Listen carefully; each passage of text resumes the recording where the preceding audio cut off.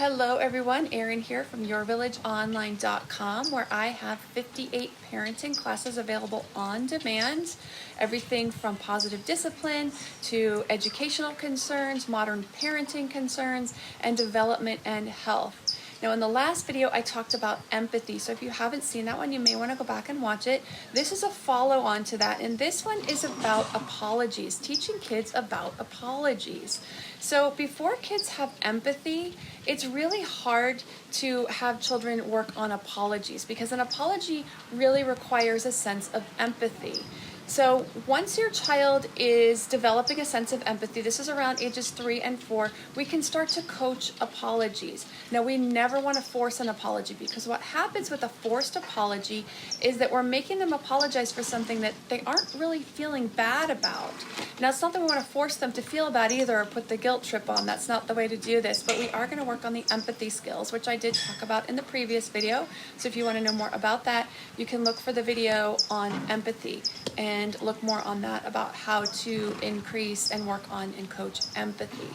So once you're working on the empathy piece and you're ready to start talking about apologies and teaching apologies, this is what we want to do, because like I said, we don't want to force it. A forced apology actually builds resentments. When you're forced to apologize for something you don't feel bad for, you just feel more upset and more resentful that you're apologizing for something because you don't feel heard. So you were, or the child was, upset about something. So first they may need to feel heard before they're ready to apologize. So, you know, maybe somebody took the toy from them, or maybe they feel like they were forced too abruptly to come to dinner and they threw a tantrum or threw a toy and hit you with it. Well, they didn't mean to hit somebody with the toy and hurt them, but they're still upset about the way that they were told to transition for dinner. So first having them, or giving them the opportunity to share their feelings about why they were upset, why they reacted the way they did, and then talking about why we don't react in such a way, and then talking about apologies. That, you know, when you hurt someone, it's nice to apologize. So when we have children apologize and we work on apologies, we want to offer the apology. We want to say, you hurt me when you threw the toy and hit my leg. It would be really nice if you would apologize to me. So this is helping them understand that when they hurt people, or when someone hurts them, it's nice to get an apology, and that helps the person feel better or know that they felt bad about it, and that they're going to work on their behavior for the next time. And this is a process. It's not going to happen right away.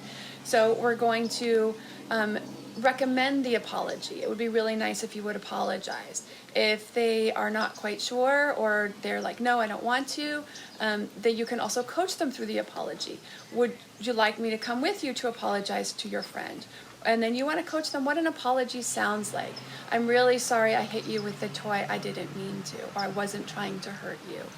So an apology is first one, the I'm sorry, the I feel bad that I hurt you, that I didn't mean to hurt you, and then the letting them know I didn't mean to. The third part of that, making the amends, is how I'm going to do better the next time. So talking about, and this is for anyone, for adults as well, right? When we hurt our spouse or another adult, or hurt someone's feelings, we want to give the I'm sorry. We want to tell them we certainly didn't mean to hurt them, that we were just upset and it was our reaction. And number 3, what we're going to do differently the next time that happens again, so that, or when we're upset in that way again, so that we're not going to repeat that mistake. So the next time I feel that way, I'm going to come and talk to you. Now that would be an adult's way to do that, but for a child, the next time, you know, I'm going to use my words. The next time I'm going to tell you that I'm upset. And yeah. So the next time I'm going to use my words to tell you that I'm upset. And you're just going to coach them through this process. Coach them what a good apology sounds like, and help them to understand the empathy underneath, and then through those 3 steps of apologies, rather than ever forcing an apology. If you are enjoying these videos, I would love a subscribe, a share, telling your friends about these videos so we can grow this channel. As I've mentioned on the podcast and before, we have now hit over 200 and we're moving up quickly. When we get to 500, I'll post another free class. When we get close to 1,000, I'm going to post 3 options for videos, and I'm going to take votes. And once we get, for a certain amount of time, probably for a week, and once we hit 1,000 and get whichever video has the most votes, I will put up that class for a free class. Thanks so much for watching. and see you next time.